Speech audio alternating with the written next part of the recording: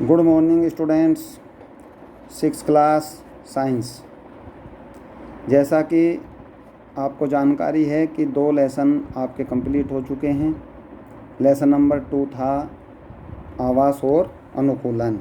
ये आपका कंप्लीट बता दिया गया था। इसमें आवास, कितने प्रकार के आवास हैं जहाँ पेड़ पौधे जीव जंतु रहते हैं, उसमें जैवीय घटक के बारे में, अजैवीय घटक के बारे में, या पेड़ पौधे किस प्रकार अपने को अनुकूलित कर लेते हैं, जीव जंतु अपने आप को कैसे प्रत्येक प्रकार के वातावरण में अनुकूलित कर लेते हैं या अपने अपने वातावरण में अनुकूलित कर लेते हैं। तो इस पर हम चर्चा पार्ट 2 के अंदर कर चुके हैं।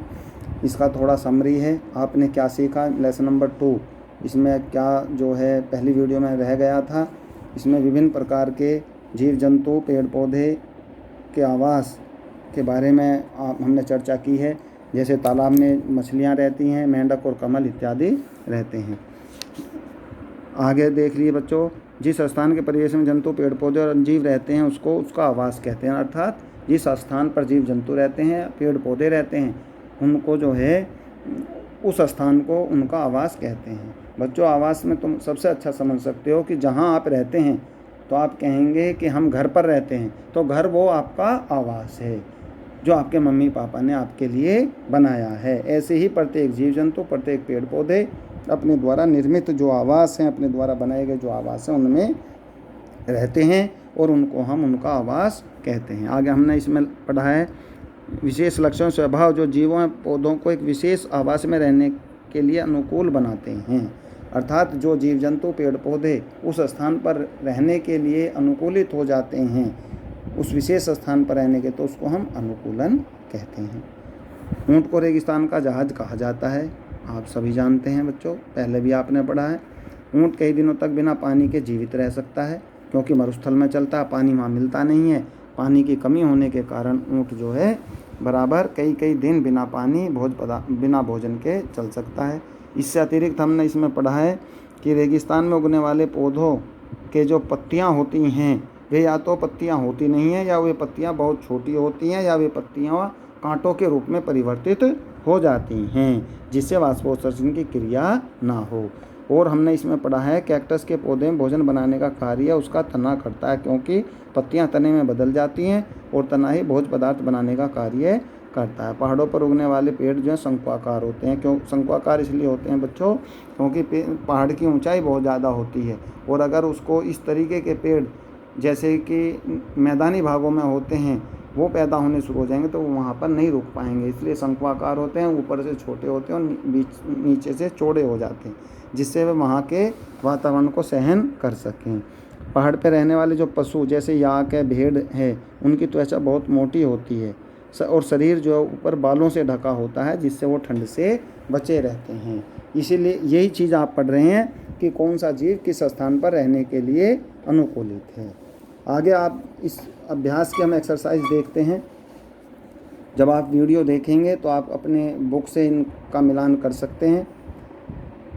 2 पर्वतीय जंतुओं के नाम लिखिए, आपको अपने लेसन से लिखना है। अभी आपने पढ़ा है याक है, भेड़ है, पर्वतीय जंतुओं का नाम। ऊँट को क्या कहा जाता है? ऊँट को रेगिस्तान का जहाज कहा जाता है। पक्षी कहाँ रहते हैं? पक्षी पेड़ पौधों की टहनियों पर रहते हैं। समुद्री जीव किन्हें कहते हैं? समुद्र में रहने वाले जीवों को समुद्री जीव कहा जाता है। ठीक है बच्चों, इससे आगे आते हैं शॉर्ट क्वेश्चन। ये ऊपर के जो क्वेश्चन थे ये आपके थे वेरी शॉर्ट क्वेश्चन, ये हैं शॉर्ट क्वेश्चन। शॉर्ट में नंबर 1 है, ऊँट को रेगिस्तान का जहाज क्यों कहा जाता है? क्योंकि रेगिस्तान में पानी की कमी होती है और कई दिन तक ऊँट को पानी नहीं मिलता है, इसलिए बोझा ढोने का, सवारी ढोने का कार्य ऊँट के द्वारा किया जाता है। और ऊँट के जो पैर होते हैं वो रेत में चलने के लिए अनुकूलित होते हैं, और ऊँट सबसे ज़्यादा कार्य रेगिस्तान के अंदर कर सकता है। सामान ढो सकता है, सवारियां ढो सकता है, गाड़ी खींच सकता है, इसलिए ऊँट को रेगिस्तान का जहाज कहा जाता है। आवास किसे कहते हैं? जो जीव जंतु जिस स्थान पर रहते हैं उन स्थानों को, उन जीव जंतुओं का आवास कहते हैं। पौधों में गति नहीं होती, क्या वे सजीव हैं? बेशक पौधे के अंदर गति नहीं होती, किंतु पौधे के अंदर वृद्धि होती है। पौधा आपने देखा होगा आकार में बढ़ता है, पौधे का साइज बढ़ता है, तो हम कह सकते हैं कि पौधा सजीव है किंतु वो चल फिर नहीं सकता, जीवों की तरह चल फिर नहीं सकता, किंतु वो फिर भी सजीव है। तालाब के किनारे आप किन किन जंतुओं को देख सकते हैं? तालाब के किनारे हम मेंढक को, मछली को, कछुए को, ऐसे जलीय जीवों को देख सकते हैं।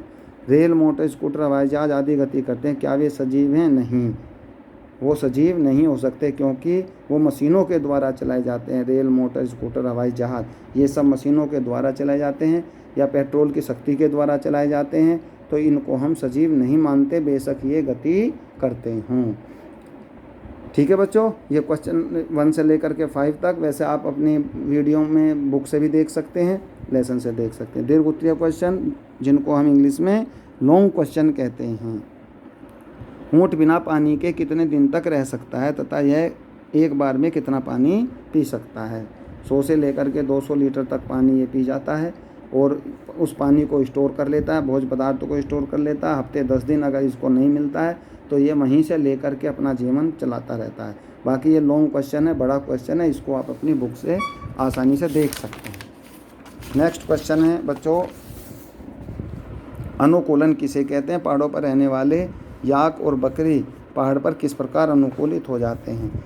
अभी आपने पढ़ा भी है कि ये आकार में छोटे होते हैं, ज़्यादा बड़े जीव नहीं हैं, और इनकी जो त्वचा होती है बहुत मोटी होती है, और इनका शरीर ठंड से बचने के लिए बालों से ढका हुआ होता है, जिनको हम फर बोलते हैं।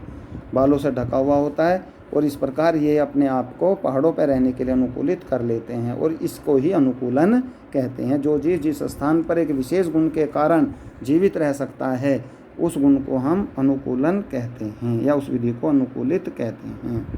ठीक है बच्चों, आप देख सकते हैं। नेक्स्ट क्वेश्चन है, समुद्री आवास के विषय में आप क्या जानते हैं? वर्णन कीजिए। आप बुक से देखेंगे। समुद्री आवास, समुद्र के अंदर जो जीव रहते हैं उनके भी अपने निश्चित आवास होते हैं। जैसे मछलियां हैं, मगरमच्छ हैं, व्हेल मछली है, तो वे भी अपना एक निश्चित स्थान बनाती हैं और वे वहीं पर जीवित रह सकती हैं। क्वेश्चन नंबर 4 है, स्थलीय परिवेश के बारे में आप क्या जानते हैं? समझाकर लिखिए। स्थलीय परिवेश उनको कहते हैं जो ज़मीन के ऊपर घर बनाए जाते हैं, चाहे वो बिल में हैं, वो भी ज़मीन स्थलीय परिवेश में माने जाते हैं।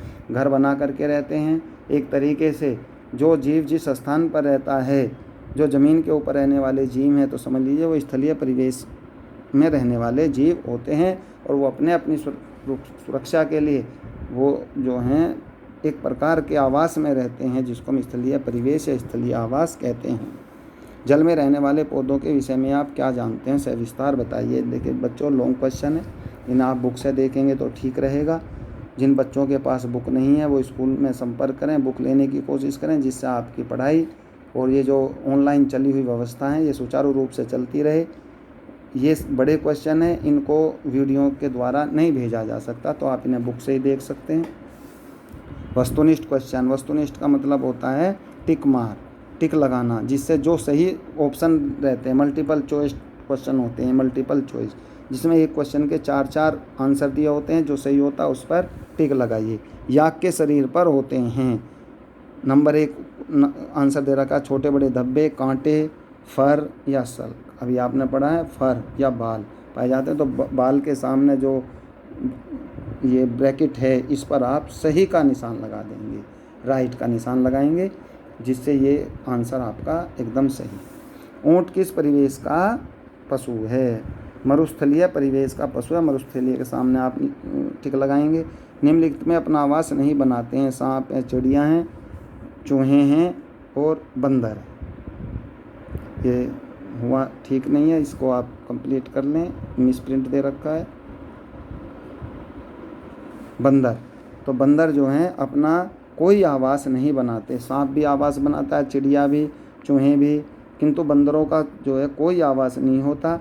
ये अपना इसी तरीके से जीवन यापन करते हैं। श्वसन क्रिया में पौधे ग्रहण करते हैं। श्वसन क्रिया में कार्बन डाइऑक्साइड, वायु, ऑक्सीजन, क्लोरोफिल। तो आप जानते हैं जब श्वसन क्रिया होती है तो श्वसन क्रिया में हमेशा ऑक्सीजन ली जाती है और कार्बन डाइऑक्साइड गैस बाहर निकाली जाती है। तो ये हम जो हैं इनको अपना जो ऑप्शन सही है उस पर सही का चिन्ह लगा देंगे। सही कथनों पर सही और गलत पर गलत का चिन्ह लगाइए। ये जो कथन जो स्टेटमेंट सही हैं उनके सामने हम सही का चिन्ह लगाएंगे, जो गलत है उस पर गलत का। एक मैं आपको बता रहा हूँ, जैसे पौधों को भोजन बनाने में ऑक्सीजन की आवश्यकता होती है, ये गलत है। पौधों को भोजन बनाने में कार्बन डाइऑक्साइड की आवश्यकता होती है, इसलिए ये सेकंड नंबर रॉन्ग है, इस पर आप क्रॉस का निशान लगाएंगे।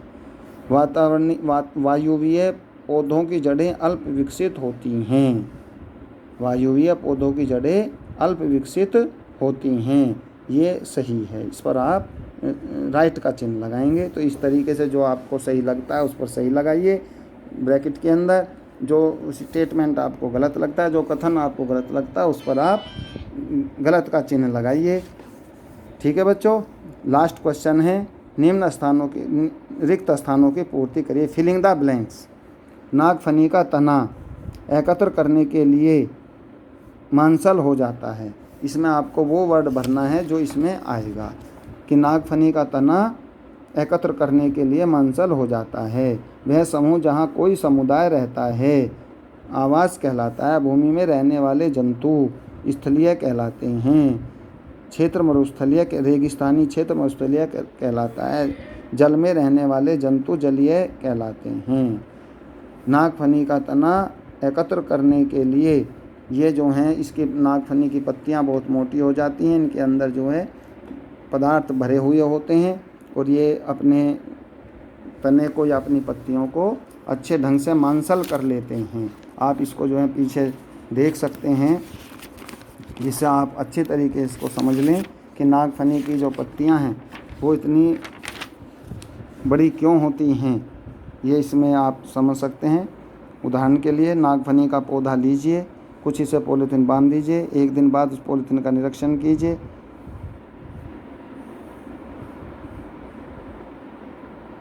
पानी की कमी मिलती है, आवास के अनुकूल होता है। तो इस तरीके से जब आप इसको पढ़ेंगे तो आप इसको समझ में आ सकते हैं कि इसके ये किस कारण से इसकी पत्तियां जो हैं मोटी हो जाती हैं, क्योंकि ये अपने अंदर पानी भरे हुए होती हैं, पानी को बाहर नहीं निकलने देती। तो नागफनी का तना जो है पानी के एकत्र के होने के कारण मांसल हो जाता है और उसको वो बाहर नहीं निकलने देता, क्योंकि वहाँ पर पानी की अत्यधिक कमी रहती है। बच्चों, ये कंप्लीट हो चुका है लेसन आपका। ये जो लेसन नंबर 2 की 6 क्लास में एक्सरसाइज बची थी, ये आज आपको कंप्लीट करा दी गई हैं। इसलिए आप जो हैं इन एक्सरसाइज को सभी बच्चे ध्यान से पढ़ेंगे, और जिन बच्चों के पास बुक नहीं है वो स्कूल में संपर्क करेंगे, बुक लेने की कोशिश करेंगे, जिससे आपकी पढ़ाई बराबर चलती रहे। Thank you.